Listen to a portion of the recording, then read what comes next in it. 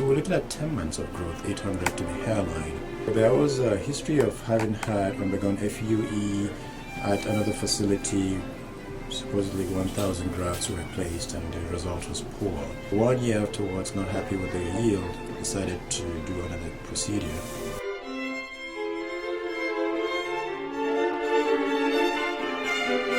The advantage to curly hair is that you get more coverage, because if this were to be straight hair, Caucasian hair, you need a whole lot more than 800 grafts to get this kind of coverage.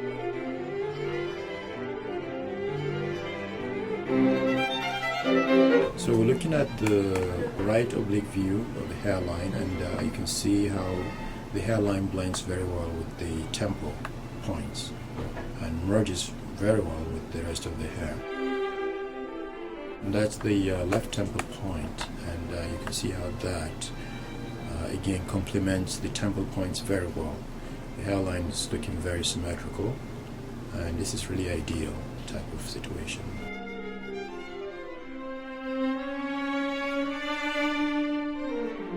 So we put in about 150 grafts, just put in to augment the crown slightly. We strategically placed the 150 grafts where they will count the most. This crown doesn't look like a bald crown anymore. The remaining, I believe that will be 250 grafts, were placed in the scar. The scar to begin with is thin, a strip scar from long ago, right? From about 2 years ago.